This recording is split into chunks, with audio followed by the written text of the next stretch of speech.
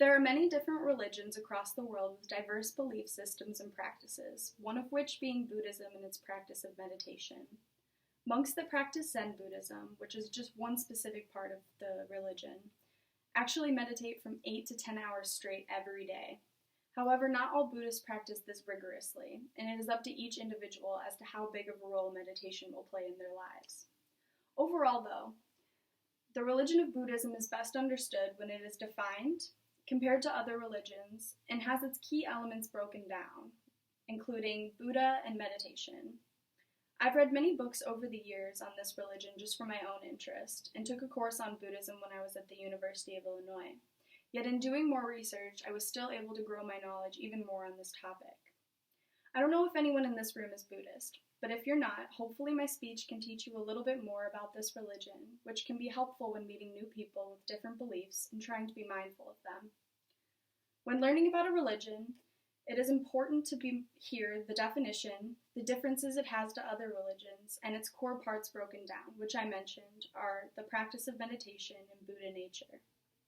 But first off, it's important to begin with defining Buddhism and explaining who the first Buddha was.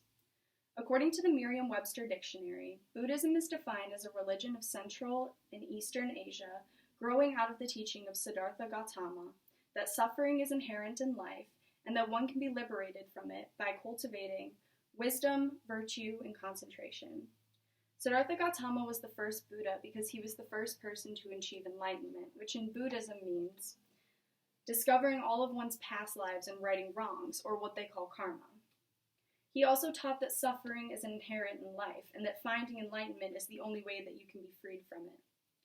Bernard Faur retells the history of the first Buddha in his book called Unmasking Buddhism, stating that Siddhartha Gautama was born in the 5th century BCE to a king in northern India.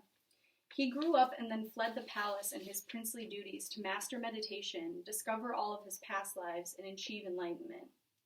It is essential to know who Siddhartha was in Buddhist scripture in order to understand the role that Buddha plays in this religion, because it is very different from a god like in other religions. According to a book titled What the Buddha Taught by Walpola Rayula, Buddha was the only religious teacher who was just a human being and never claimed himself to be a god or have any kind of influence from a god. The Buddhist belief is that every person has the ability to become a Buddha, and there have been many others since Siddhartha.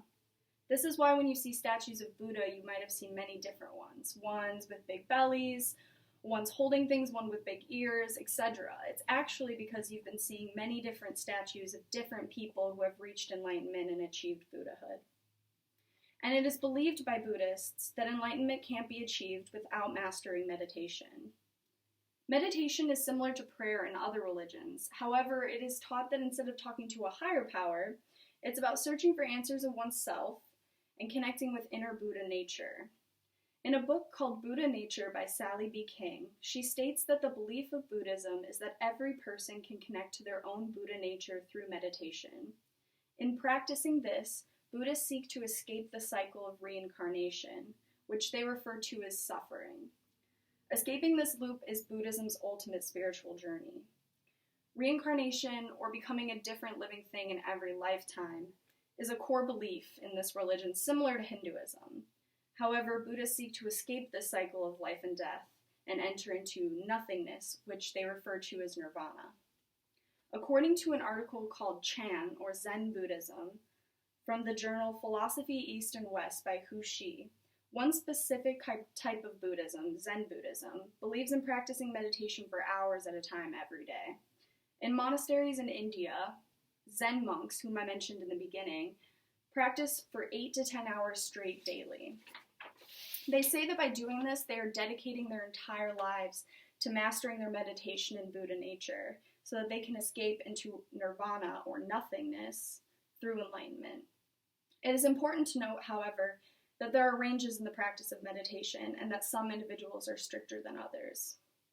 Deciding how often one will practice meditation in this religion is up to them, but every Buddhist still follows the same beliefs that are vastly different and have few similarities to other religions. As I have mentioned, meditation is similar to Christianity or Islam, and Hinduism believes in reincarnation, as does this religion, but Buddhism has two very unique distinct differences to all three religions that you may have noticed, the first being the desire for nirvana. According to a book titled The Buddhist Attitude to Other Religions by J. Tilake Kulatisananda, unlike other religions like Christianity and Islam that believe in an afterlife or a heaven, Buddhists believe in reincarnation. However, unlike Hinduism, which also believes in reincarnation, Buddhists seek escaping it. The goal of all three religions besides Buddhism is some form of immortality, which is vastly different from nirvana, because for Buddhists, it's not heaven nor a recycled soul, but literal nothingness. Besides the desire for nirvana, though, the clearest difference between this religion, Christianity, Islam, and Hinduism, which I'm sure that you might have picked up on by now, is that there is no God figure, because remember, Buddha is and was not a god. According to Wapula Reula, in his book What the Buddha Taught, Buddhists don't believe in a god or a god. They just believe in the supreme power of man. Inner Buddha nature and the belief that any person can become a Buddha helps explain why there is no God figure in this religion, because it's not about getting help in life from a higher power, but discovering the higher power within oneself. There are many differences between Buddhism and other religions, but knowing these two especially help in understanding the diverse beliefs that go along with this religion, including Buddha and why they practice meditation. Overall, when learning about this religion, it is important to note how it is compared to other religions, what meditation, enlightenment, and nirvana are, as well as how it is defined and who Siddhartha was. Knowing about these core parts of Buddhism, including inner Buddha nature, the practice of meditation, its definition, and what distinguishes it from other religions, helps one understand what Buddhism is/means to the people who practice it. From gaining all of this knowledge, I hope that it will benefit you when conversing with someone who is a Buddhist, because you now know hopefully a little bit more about the practices and belief systems that they value. Thanks.